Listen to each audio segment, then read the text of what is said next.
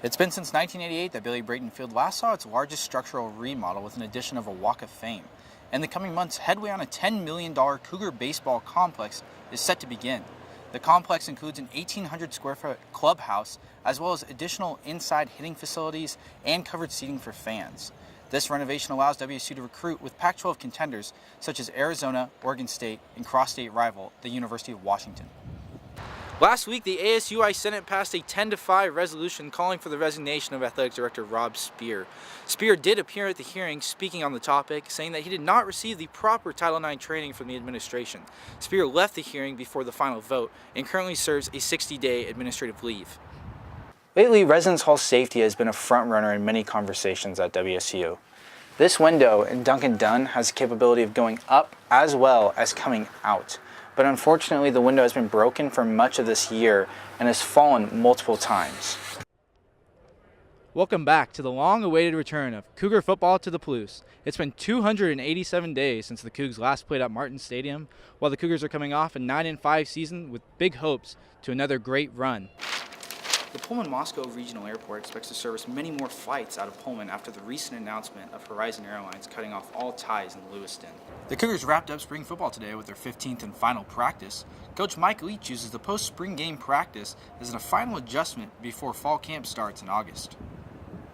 By competing against over 100 teams across multiple universities in the Bateman competition, this year a group of 4 WSU public relations students are promoting With Purpose, a nonprofit organization designed to fight childhood cancer. What the Bateman competition is it's through Public Relations Student Society of America. So teams of 4 to 5 college students form to create campaigns to localize a specific client. So this year it's With Purpose. The Bateman team meets here in the Mike, also known as the Murrow Innovation Community, located in Jackson 55, where the 4-person team works on a campaign that will benefit childhood cancer research. Team member Natalie Swanson understands the many difficulties associated with a family member diagnosed with cancer. My mom 2 years ago, actually on Mother's Day, we found out that she was diagnosed with breast cancer. So it really has a personal impact in terms of going through that experience with my mom and knowing how rough that was for my family.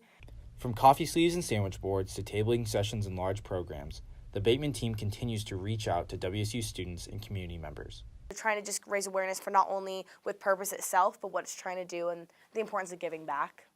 The team will be hosting a basketball tournament in partnership with Tau Kappa Epsilon next week, as all proceeds will be donated in honor of former WSU student Ben Cushing, who died this past year from leukemia. Taylor Swanson, Murrow News 8. On March 27th, Alaska Airlines sent out an email to their service providers announcing that come August 25th, there will no longer be servicing flights through Lewiston. After what seemed as a surprise announcement from the airline, the Pullman-Moscow Regional Airport is beginning to prepare itself for extended services.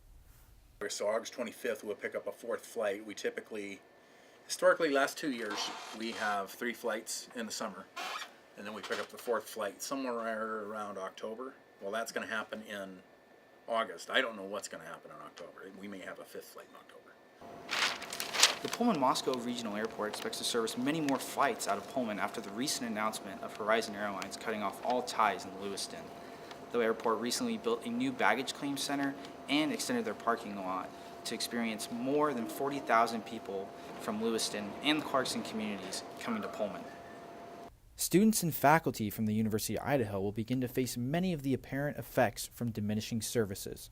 It's the largest state employer in northern Idaho is the University of Idaho. So the connectivity to Boise, I would argue, is more critical for Moscow and the University of Idaho and Lake County than it is for the Lewiston and Clarkson Valley. ASWSU all-campus senator-elect and Clarkston resident Chase Urquhart believes the announcement will bring more business to Pullman-Moscow Regional Airport. I think a lot of people from the LCV Valley are going to be more opposed or more inclined to go to the Pullman-Moscow Airport instead of going to Spokane, especially if now they're revamping it and having to be able to fly to bigger places. I think a lot more people are going to go there instead of driving to Spokane. SkyWest will continue to keep servicing flights from Lewiston to Salt Lake City, but come August 25th, the Lewiston Horizon will begin to see less commercial air traffic. Taylor Swanson, Murrow News 8.